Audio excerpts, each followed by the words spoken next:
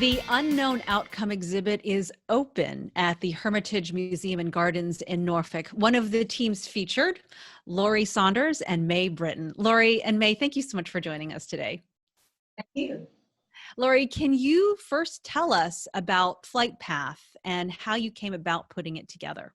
Yes, our piece Flight Path comes from the two predominant flight patterns of bees, loops and zigzags.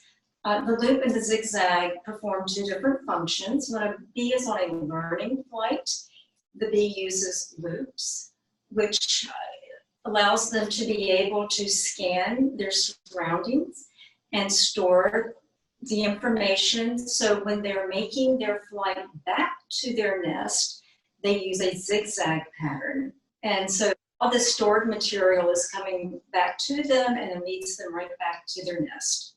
It's beautiful, and it's quite large, larger than you can see in this picture. May, can you tell us more about the breadth of this piece and the inspiration behind it all? Okay, we needed to cover about 200 square feet of wall space. So we use grapevine, natural grapevine that we gathered from the Hermitage. The Hermitage is actually inserted within our artwork. And once we covered about that much area, we broke it down into 7 sections. In each section, we wove in copper wire to make a mesh, where we'd later add flowers.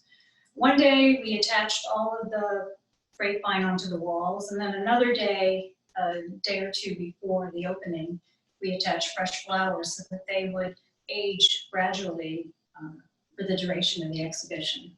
For those who came to the exhibition and saw our piece the first week, they saw a very different display than what someone would see now if they visited the site. So, the installation over the course of the exhibition, the copper wire becomes less shiny, the flowers are much smaller. It's no longer at its peak, just as the population of bees is no longer what it used to be. What is the message that you want people who visit the exhibit?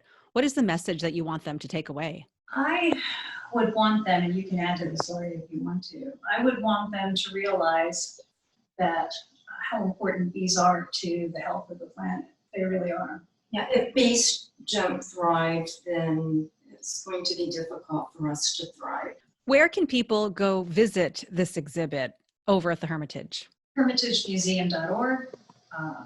It's open every day except Monday from 10 to 5, and free admission, no tickets required. Sounds great. Lori and May, thank you so much. Thank you.